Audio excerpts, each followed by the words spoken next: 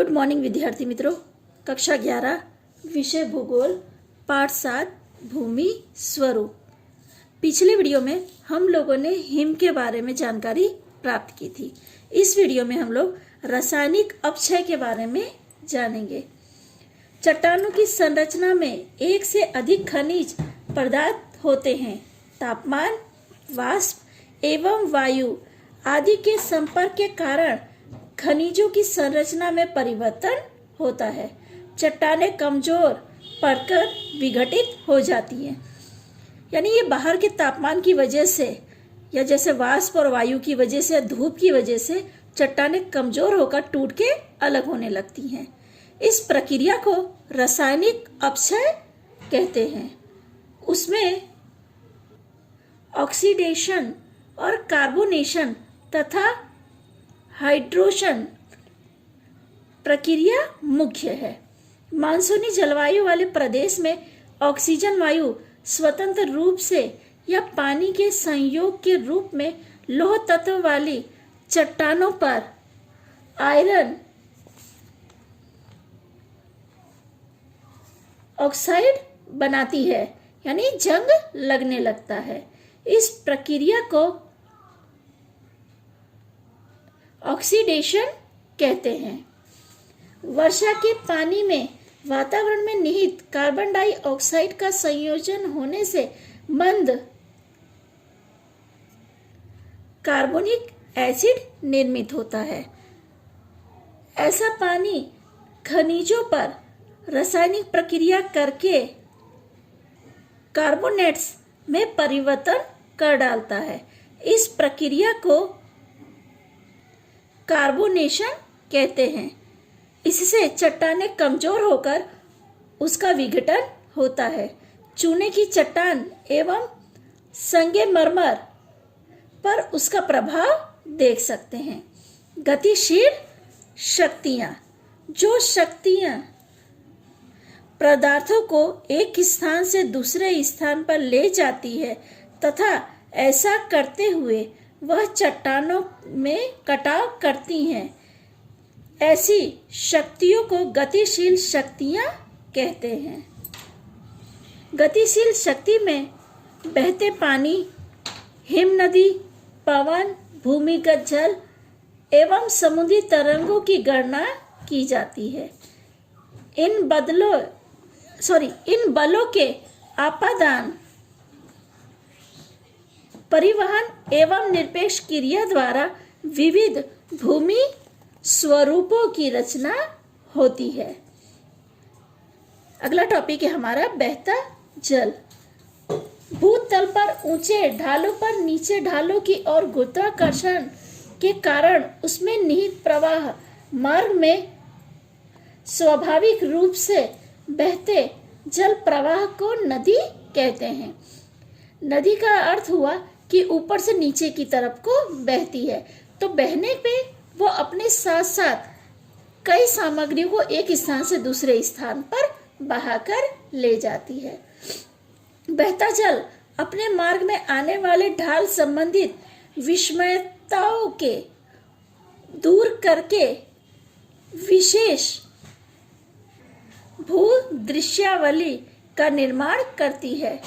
इस प्रकार नदी का कार्य आपादान, परिवहन एवं निरपेक्षण इन तीनों विभागों में विभाजित है। अपादान का कार्य, ये पहला टॉपिक है। जैसा मैंने ऊपर बताया कि 3 विभागों में विभाजित है। नदी अपने मार्ग में आने वाले चट्टानों को तोड़कर वहन बोझ अलग करती है, जो अपादान क्रिया में औजार का कार्य करती है। इस प्रकार अपादान का आधार वहन बोझ की मात्रा, कद, आकार, नदी के प्रवाह का ढाल, चट्टानों की संरचना एवं नदी के वेग पर आधारित होता है। नदी के अपादान कार्य से वी आकार की घाटी, जलप्रपात, ढालूदार सीढ़ी जैसे भूस्वरूप बनते हैं। यानी नदियों के अपादान के कारण इन सब की रचना होती है। अगला टॉपिक हमारा है परिवहन कार्य। नदियों के आपादन कार्य द्वारा प्राप्त हुए वहन बोझ एक जगह से दूसरी जगह पर ले जाने के कार्य को परिवहन कार्य कहते हैं। जैसा कि मैंने आपको बताया था कि नदियां अपने मार्ग में आने वाली सामग्रियों को अपने साथ में बहाकर ले जाती है, यानी एक जगह से दूसरी जगह पर सामग्रियों को ले जाने का कार्य करती है। द्रव्य पदार्थों को नदी अपने पानी में घोल के रूप में बहाकर ले जाती है, जबकि सूक्ष्म कणों को तरल रूप में एवं बड़े आकार के कंकरों को नदी के तल में उछल कूद एवं घसीटते हुए आगे बढ़ाकर ले जाती है। हम सभी ने देखा है कि जब नदी बहती है ना, तो नदी अपने साथ मिट्टी जैसे कणों को घोल लेती है, पर जो छोटे छोटे कण होते हैं या टुकड़े होते हैं या बड़े पत्थर होते हैं, उनको क्या एक जगह से दूसरी जगह घसीट कर ले जाती है। ये परिवहन कार्य हुआ। तीसरा टॉपिक है निक्षेपण कार्य। आपादन कार्य द्वारा प्राप्त वहन बोझ नदी के वहन मार्ग में कम आने पर नदी उस वहन को उसी स्थान पर बिछा देती है। इस क्रिया को निक्षेपण कहते हैं। कहने का अर्थ है कि जैसे मैंने आपको बताया कि नदी अपने साथ में हर सामग्री को बहाकर लाती है। जो मट्टी है वो पानी में घुल जाती है, पर जो बड़े बड़े कण या छोटे पत्थर के टुकड़े होते हैं वो नदियां या नदी के पानी में एक जगह से दूसरी जगह पर घसीट कर जाते हैं। पर जैसे ही नदी का वेग कम हो जाता है, वहां पर नदी क्या करती है, इस वहन बोझ को बिछा देती है। नदी के निक्षेपण कार्य से काप के शंकु पंखाकार मैदान, बाढ़ के मैदान और त्रिभुजाकार मैदान यानी डेल्टा का निर्माण होता है। डेल्टा का निर्माण किस वजह से हुआ? नदी का पानी जैसे ही शांत होता है, जो मट्टी है या जो कंकड़ अपने पानी के साथ बहाकर लाए, उस जगह पर वो बिछा देती है, यानी शांत होते ही उस जगह पर फैल जाता है। आप किसी ग्लास में पानी लो, अगर वो पानी मट्टी वाला है तो आप उसे हिलाएंगे तो थोड़ी देर के बाद आप देखते हैं कि पानी नीचे बैठते ही मट्टी नीचे बैठ जाती है और ऊपर साफ पानी आपको दिखता है। उसी तरह नदी भी जैसे ही जहाँ शांत होती है वहीं पे पूरा वहन बोझ अपना फैला देती है, यानी डेल्टा का मैदान की रचना होती है। दूसरा टॉपिक है हमारा पवन। गतिशील शक्तियों में पवन भी महत्वपूर्ण भूमिका निभाता है। ऊंचे तापमान, नहीवत वर्षा, शुष्क या अर्धशुष्क प्रदेशों में पवन का कार्य अधिक गतिमान रहता है। पवन भी आपादन, परिवहन एवं निक्षेपण कार्य द्वारा विशिष्ट भूमि स्वरूपों की रचना करता है। पहले हम पवन का अपादान कार्य देखेंगे।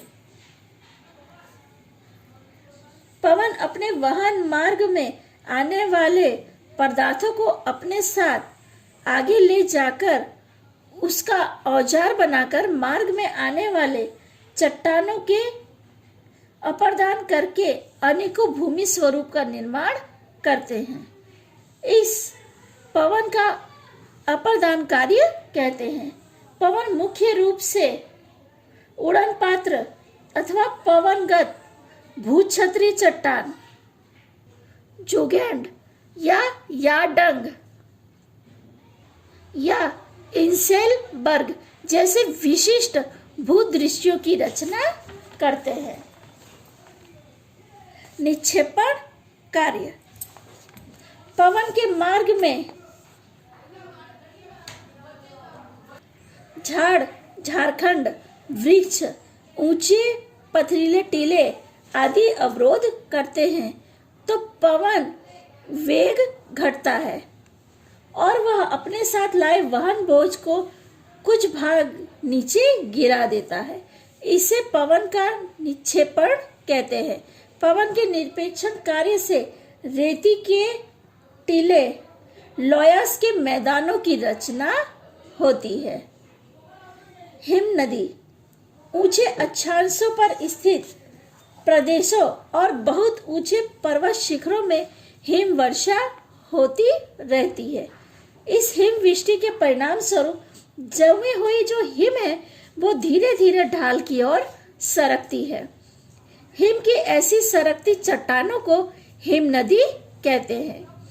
हिम नदी भी अपर्दान, परिवहन एवं निक्षेपण कार्य द्वारा विशिष्ट भूमि स्वरूपों की रचना करते हैं। कहने का अर्थ है कि उच्च अक्षांश यानी जहाँ पर हिम वर्षा होती है, जब अधिक वर्षा होती है तो हिम जम जाती है, पर धीरे धीरे वो बाद में सरकती हुई या गलने लगती है, जिसे हिम नदी की रचना होती है। और हिम नदी के अपर्दान, परिवहन और निरपेक्षण कार्य द्वारा विशिष्ट भूमि स्वरूपों की रचना करते हैं। ठीक है विद्यार्थी मित्रों, यहाँ पे मैं चर्चा रोक रही हूँ। आगे की चर्चा हम लोग अगले वीडियो में करेंगे।